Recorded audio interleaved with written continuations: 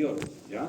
Entonces, eso también tenemos que darnos cuenta y recordar un poquito, ¿no? Entonces, acá en la anatomía del recto lo que tenemos que ver básicamente es los dos límites. Tenemos un canal anal quirúrgico, un canal anal anatómico para la parte baja y para arriba lo que nos importa en esta parte del recto, ¿cierto? Entonces, más o menos 4 centímetros de cada recto superior, medio, inferior, ¿no? Las válvulas que tienes en la parte superior, medio, inferior, ¿no es cierto? Las válvulas de Houston, y de ahí para abajo ya tienes el anillo anorrectal, el canal anorrectal, que lo vamos a ver igual junto con el siguiente tema de patología anal, ¿no? Entonces, acá es importante identificar, pues obviamente, la línea, ¿no es cierto?, de transición por el tipo de epitelio, por el tipo de lesión que tú vas a tener, porque si tú tienes una lesión rectal muy baja, puede confundirse incluso con una patología solamente anal.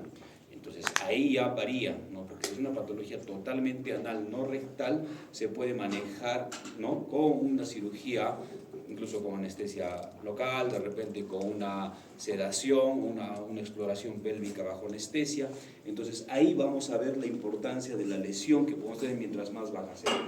Ahora, en una lesión en general rectal, mientras más baja sea, va a ser peor, ya es más complicado. Si está mucho más alta, todavía el beneficio del paciente puede ser mejor, ¿ya? Entonces la irrigación ya la conoces, la parte superior por la hemorroidal superior, la parte media por la rectal media y la parte inferior por la rectal inferior.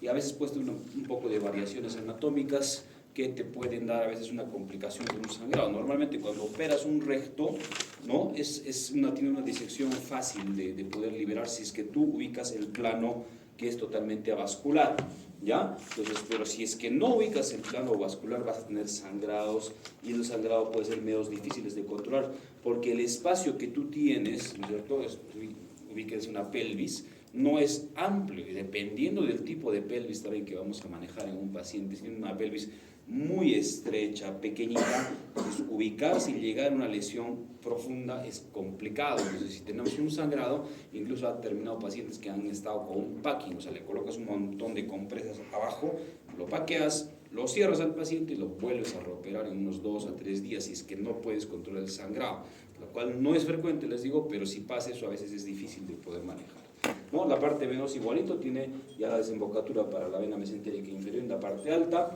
En la parte de la inervación tienes el nervio parasimpático por el nervio esplácnico y la parte simpática por el nervio hipogástrico.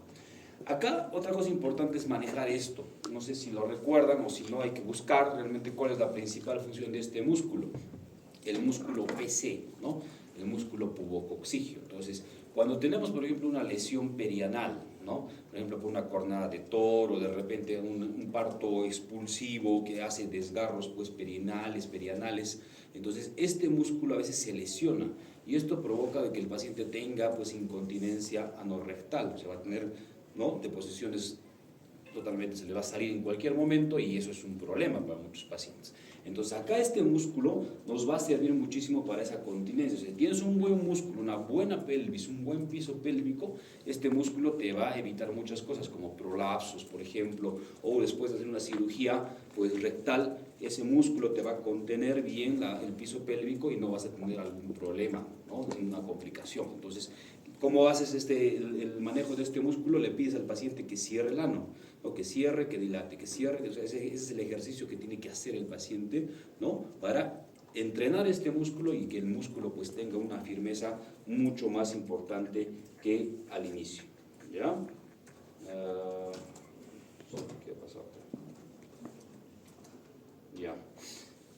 Bueno, en la histología, una mucosa, submucosa muscular, ¿ya? Y la parte superior, como les dije, que sí tiene peritoneo, está cubierta por ese peritoneo, que es un peritoneo delgado. Entonces, cuando vamos a una cirugía, por ejemplo, de vólvulo, tenemos que bajar prácticamente hasta el recto superior y ubicar esa fascia peritoneal para poder hacer una anastomosis, ¿no? Esta parte superior va a tener 4 pliegues semilunares, que son las válvulas de Houston, y el mesorrecto, que es la capa adventicia carente de vasos importante en la patología oncológica. O sea, si vas a operar un cáncer de recto superior, este mesorrecto tiene que estar totalmente disecado, es esta parte, ¿ya?, que va detrás de la fascia presacra y delante de la fascia de adenovilis. Todo esto es la parte del mesorrecto, ¿ya? O sea, esa es la forma de poder llegar, de abarcar a una lesión oncológica, sobre todo para que tengas un buen margen y no dejes patología recidivante, porque recuerden, tenemos un espacio chiquitito acá.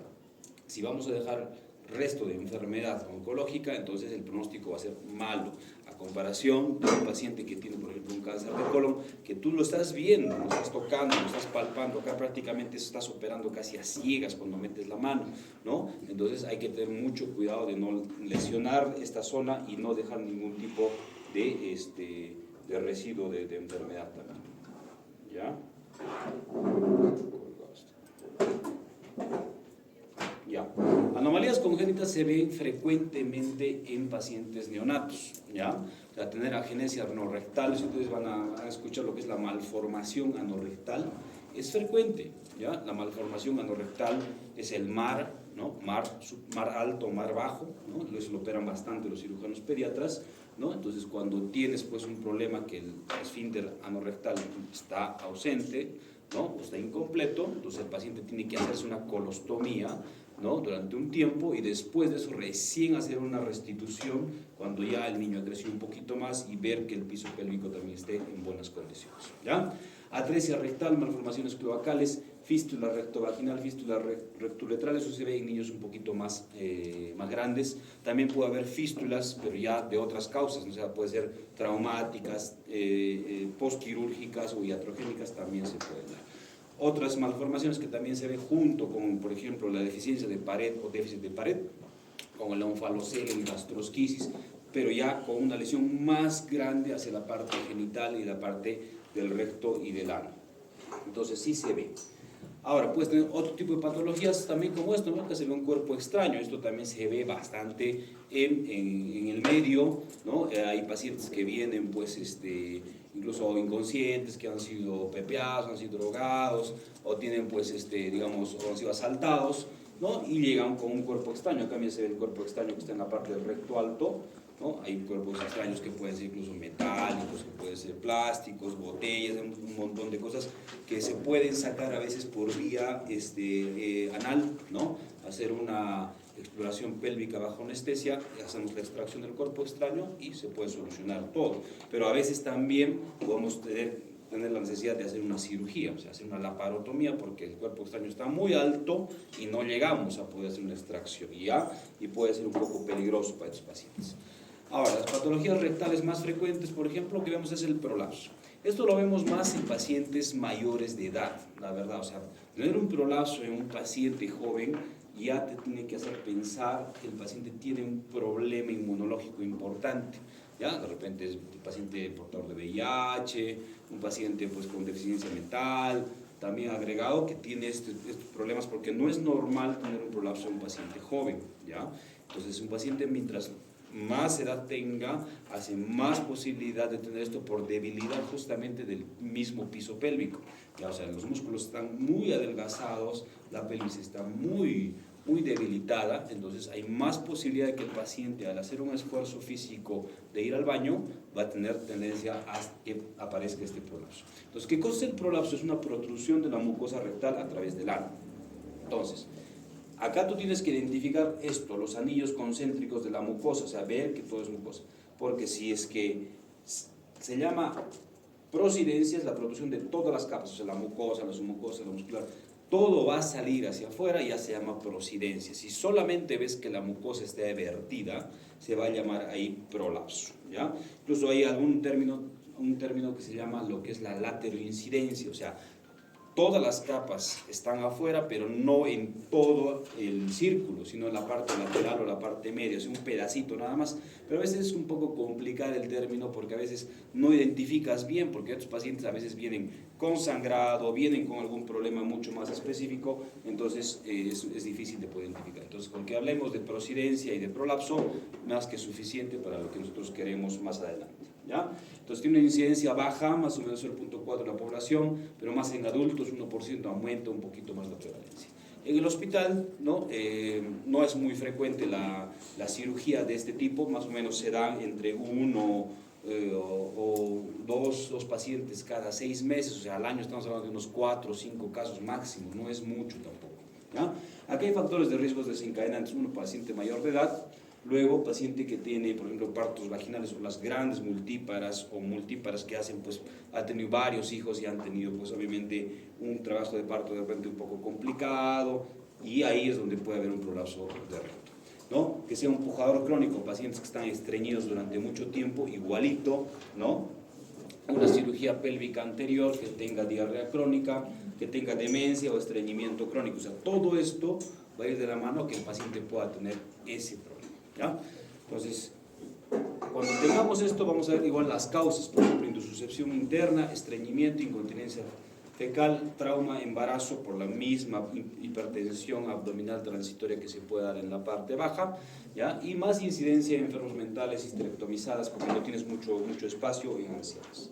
La clínica de un paciente que tiene un prolapso va a ser, pues, esta, ¿no? Disconfort abdominal, o sea, el paciente va al baño y siente de que aún tiene ganas de evacuar, o sientes como un resto en la parte, ¿no es cierto?, anal, que no ha evacuado completamente, y eso es lo que le fastidia al paciente. Luego, ¿qué más? Que el paciente tenga estreñimiento, pues incontinencia fecal, alguna tumoración, dolor, sangrado, a veces no es lo frecuente, ¿ya? Cuando ya hay sangrado, cuando ya hay necrosis, inflamación extensa, es porque el paciente ya ha estado demasiado tiempo con esto. O sea, si un paciente siente que hay un bulto en la parte anal, obviamente va a acudir rápidamente al hospital, pero cuando ya llega con un estado de necrosis, porque ya ha pasado muchos días que está en el exterior, ya no ha reducido el prolapso y ya está en un estado hasta séptico, algún paciente puede llegar, entonces puede ser un poco peligroso.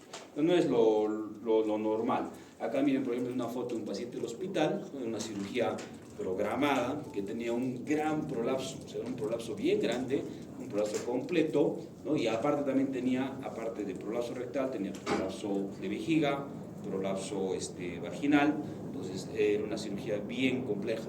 Entonces esta paciente en el primer turno no se operó porque estaba con anemia, había tenido sangrados que no lo habían podido controlar, y después recién se programó una cirugía ya mucho más tranquila y con más paciencia.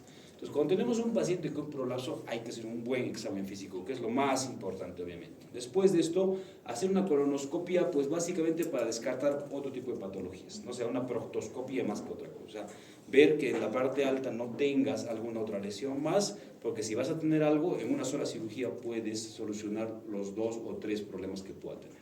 Radiografía, tránsito intestinal de pacientes cuando tienen un estreñimiento severo para ver o descartar que tenga un dolicomegacolon. O sea, básicamente eso, porque si tú tienes un prolapso y no haces una cirugía más intensa y tienes un dolicomegacolon muy grande, entonces el paciente va a tener tendencia a que otra vez haga un prolapso de lo que le está quedando en la parte superior.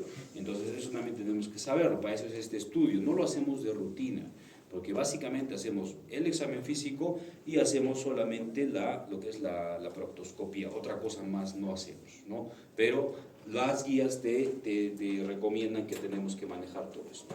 Ahora, manometría anal es una evaluación del esfínter anal interno para buscar incontinencia. Acá en el Cusco no tenemos este examen, ya son exámenes especiales que lo manejan algunos hospitales de referencia en patología anorrectal. Por ejemplo, en el Almenara tienen una manometría anal que hacen a todos los pacientes que se han operado de patología anal o prolapso para ver justamente el grado de continencia o incontinencia que puede tener.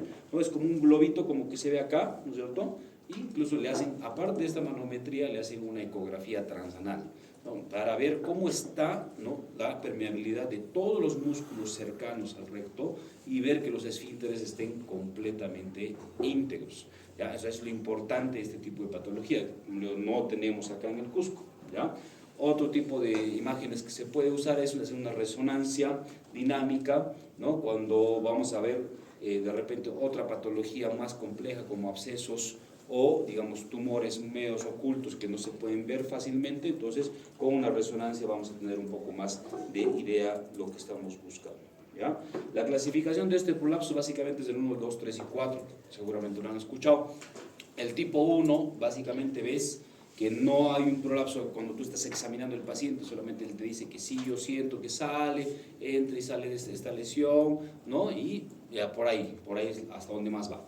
Y sangrado esporádico. El tipo 2, que cuando el paciente puja, ¿no es cierto? Sale, protruye, pero puede reducir espontáneamente, ¿no? O sea, la lesión se reduce espontáneamente, pero sí hay ese disconfort, el sangrado, la molestia que puede tener el paciente. El tipo 3 es cuando sale el prolapso, pero tiene que el paciente reducirlo manualmente, ¿no es cierto? Lo reduce manualmente, incluso hay pacientes que ya saben cómo hacer, agarran un poco de vaselina, un guantecito, una gasa y lo reducen espontáneo, ¿no? Con la mano, ¿no? O sea, acá hay más disconfort, puede haber picazón y más. Y el tipo 4 cuando ya es persistente, o sea, el prolapso está completamente en el exterior, no se puede reducir fácilmente y tiene que entrar a una cirugía probablemente de emergencia para evitar una trombosis de la mucosa. Entonces, acá tenemos dos tipos de opciones, el tratamiento, procedimientos abdominales y los perianales. Para que de una vez sepan, ¿no?, cuál sería lo mejor, en qué casos. Si tienes un paciente anciano, muy anciano, mayor o anciana, en este caso más frecuentemente, lo mejor es hacer un procedimiento perianal, o sea, más cercano con la parte baja, ¿ya? Y ahí, hacer una cirugía lo más conservadora posible. Si es un paciente más joven y más, es mejor entrar por vía abdominal, ¿no? Entonces, porque tiene más posibilidad de mejoría, ¿ya? Y menos posibilidad de recidiva, porque un paciente joven que opere de un prolapso, que se vuelva a operar una y otra vez o que tenga recidivas, va a ser más complicado para el pronóstico de estos pacientes. Entonces acá básicamente los pasos son la movilización del colon sigmoides, tiene que estar bien lábil, identificación del promontorio, porque el punto clave de esta cirugía es ubicar el promontorio. Porque ahí tenemos que poner el punto, o ponerle un clip, o ponerle un fijador, o una malla en esta zona para evitar justamente la recidiva. Disección de la cara anterior y posterior del recto, identificación del uréter, a veces porque el uréter se puede mover y se puede pegar hacia el colon sigmoides, ¿ya? Identificación del promontorio, como les dije, y fijar a los bordes laterales del recto. Entonces, en esta movilización hay que tener básicamente cuidado de la lesión de los nervios, ¿ya? Porque esto puede provocar, pues, dispareunia, puede haber otros problemas más importantes, ¿ya? Entonces, acá puede haber disfunción sexual, daño del plexo nervioso pubiano, entonces puede haber ausencia de eyaculación, impotencia, lesión de los nervios puede provocar más que todo en problemas sexuales en los varones, ¿no? Entonces, los nervios bajos hay que tratar de preservarlos siempre con mucho cuidado. Acá en la rectopexia algunos no le colocan malla, lo mejor es que sí hay que colocar una malla y poner una sutura que sea no absorbible, ¿ya? Entonces le puedes colocar unos 2, 3, 4 puntos, sean los necesarios. Usamos normalmente un nylon 2 ceros, un nylon 1 para fijar en esa zona una malla extendida para que nos vaya bien después, ¿ya? Y puedes tener una fijación anterior o posterior. Entonces, en los procedimientos abdominales, ¿ya?, que son, como les dije, para pacientes un poco más jóvenes, puedes tener esta, ¿no? La rectopexia anterior con malla, la operación de Ripstein, la rectopexia posterior con malla, la operación de Wells, o la rectopexia ventral con malla, ¿ya?, que se puede hacer con o sin sigmoidectomía. En este caso, lo mejor de estos procedimientos es no hacer una sigmoidectomía, o sea, no sacar el sigmoides, porque ya estás aumentándole una morbilidad más al paciente. O sea, al sacar un segmento del colon y hacer una anastomosis, puede haber riesgos, si es que hay fuga o hay dehiscencia, que la malla se infecte y vaya mal la cirugía que estás haciendo. Entonces, acá, en la cirugía de Ripstein, básicamente es ver, ¿no?, que los puntos se colocan en la parte inferior. En la otra, en la de Wells, ya haces como una pequeña chalina, ¿no es cierto?, y los puntos lo pones en la parte anterior del recto, y también con los del promontorio, ¿ya? Y en la ventral haces una lateral, o sea, la malla va a cruzar de lado a lado. ¿Cuál sería lo mejor? Pues la verdad, lo mejor sería hacer esta, ¿no? O sea, colocar, ¿no?, una malla abajo, que no haya mucho contenido, que no esté en contacto con el mismo recto, porque no es frecuente, pero a veces hay una pequeña laceración porque la malla es muy rugosa y puede haber una microperforación a nivel inferior del colon o el recto. Ahora, lo que les decía, sacar el sigmoides, o sea, sacar todo este segmento y unirlo por más fijación, mire, acá ya tienes varios puntos, más una anastomosis más, sería más perjudicial si es que se abre este paciente. Entonces, a lo menos posible sacar el sigmoides, a no ser que tengas un sigmoides demasiado grande, largo, que no te deja ni maniobrar, ahí sí tendríamos que hacer eso. Ahora, las partes perineal, tienes dos tipos de cirugía. La operación de Altemeyer, que básicamente es todo por vía perineal. O sea, haces una sección de toda la mucosa, ¿no?, y haces una anastomosis hacia el ano con varios puntos separados. Y la operación de Delorme, no sacas todo, simplemente sacas el excedente y lo fijas igual hacia la piel, ¿no? O sea, en el otro cortas toda la mucosa y en el otro no cortas todas las capas. Entonces, acá vamos a ver la diferencia entre cirugía abdominal y cirugía perineal, ¿no? La morbilidad muy parecida, ¿no? Lo que es más ahí dolor, obviamente tienes una cirugía mucho más grande, una cirugía abdominal, ¿ya? ¿Qué más? Como complicaciones, estreñimiento va a empeorar en la parte abdominal, va a mejorar en la parte perineal, incontinencia es mucho más frecuente en la parte abdominal cuando no haces una buena cirugía, la recurrencia es mayor en pacientes mayores, obviamente por eso la cirugía perineal a veces es solamente algo más paliativo que una cirugía definitiva, y una lesión más de los nervios es en la parte abdominal, ¿no? O sea, es una cirugía un poquito más larga, un poco más compleja, pero que tiene mejores resultados en pacientes más jóvenes. Y lo último de esta parte, lo que es el cáncer de recto, tienes un tumor con 20% de los tumores del intestino grueso, que va muy relacionado con el NM de colon. Pero acá ya hemos dicho que los espacios son mucho más chiquitos, o sea, hay que ver exactamente dónde está la lesión. Frecuente en mayores de 60 años, en etapas avanzadas, y tienen un pronóstico bueno cuando se hace un diagnóstico oportuno, ¿ya? Factores de riesgo: dietas altas en grasas animales, baja en fibra, los estreñimientos, la obesidad está muy relacionada con este tumor, colitis ulcerosa, el Crohn, radiación pélvica, envejecimiento de causa hereditaria también. Y aquí en la clínica básicamente se ve un cambio en el ritmo evacuatorio, ¿no? Se ve pujo, se ve tenesmo, sangrado rectal, a veces con una hemorragia masiva, a veces, dolor abdominal, debilidad, pérdida de peso, y puede debutar como HDV, obstrucción, metástasis, que normalmente van al hígado o al pulmón. Entonces, acá hacer un diagnóstico, mientras más precoz sea un tumor de recto, va a tener mejores resultados, porque estos tipos de lesiones van bien incluso hasta con quimio o radioterapia preoperatoria, a diferencia del cáncer de colon. El cáncer de colon es quirúrgico de inmediato. Acá podemos un poquito frenar, esperar, darle un tratamiento paliativo, adyuvante, y después ya hacer una cirugía. El diagnóstico siempre tiene que tener biopsia, como todos los tumores hemos dicho, ¿no? Tacto rectal, proctoscopía, biopsia, tomografía para estadiaje, o siempre con contraste, o hacerle un PET scan, como este caso, para ver que no haya metástasis al hígado, al vaso, al pulmón, ¿no? Entonces, cuando ya hay una metástasis, ya es un estadio más avanzado, un estadio 4, y va a ser básicamente una cirugía más paliativa. Entonces, acá la clasificación, como los tumores que estábamos viendo, vemos que el T1 va a invadir solamente la submucosa, el T2 es un tumor que atraviesa la submucosa, va a infiltrar la muscular, pero no la atraviesa, el T3 ya va a atravesar la muscular, y el T4A va a ir a órganos vecinos, y el T4B ya está incluso en la parte peritoneal. N0 no hay ganglios, N1 hay 1 a 3 ganglios, miren, muy parecido a lo que hemos visto en el cáncer de colon, y N2 más de 4 ganglios, ¿no?, regionales. M0 no hay metástasis y M1 sí hay metástasis. Entonces, acá la diseminación del cáncer de recto, ¿no?, incluso puede ser más silente que el cáncer de colon. El cáncer de colon no es, incluso tú lo puedes palpar, ¿no es cierto?, lo estás tocando. El cáncer de recto no, porque si está, digamos, en la parte superior medio, no sabes cómo diagnosticar, a no ser que le hagas una proctoscopía. Ahora, si está muy abajo, hacer un tacto rectal correcto y ver que la lesión está en esa zona. Pero mientras más avanzado sea la lesión, obviamente también igual el pronóstico va a ser más difícil. Tratamiento, combinación quirúrgica con radioterapia. O sea, este tumor, como les dije hace un rato, responde bastante bien a la radioterapia. En la parte del recto superior, la cirugía es la resección anterior. En el recto medio es la resección anterior baja, y en el recto inferior la operación de Miles o la amputación abdominoperineal. Es una cirugía muy compleja que tiene que abordar 2 cirujanos en la parte superior abdominal y 2 cirujanos en la parte pélvica o perineal.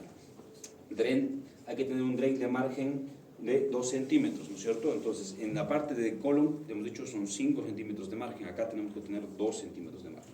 Radio y quimioterapia. Entonces, acá puede ser cirugía abierta, cirugía laparoscópica. Usamos bastante lo que es la sutura mecánica circular, como es esta, ¿no? Es como una pequeña pistola curva que haces una sección de la lesión y luego haces una anastomosis circular, y es bastante, digamos, con buenos resultados.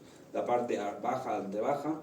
Y la resección abdominoperineal es lo que les estaba contando. O sea, tiene que haber un abordaje anterior abdominal y un abordaje pélvico. O sea, 2 cirujanos están manejando la parte abdominal, los 2 en la parte pélvica, y se van a unir en algún momento para poder sacar toda la pieza operatoria, todo el recto en bloque, ¿no? Y es una cirugía ya definitiva, porque el paciente va a terminar con una colostomía definitiva. O sea, no hay cómo hacer una unión, porque está sacando ano, recto y toda la parte superior, ¿no es cierto? Va a terminar con una colostomía definitiva, con 2 drenajes y un cierre del piso pélvico ya definitivo.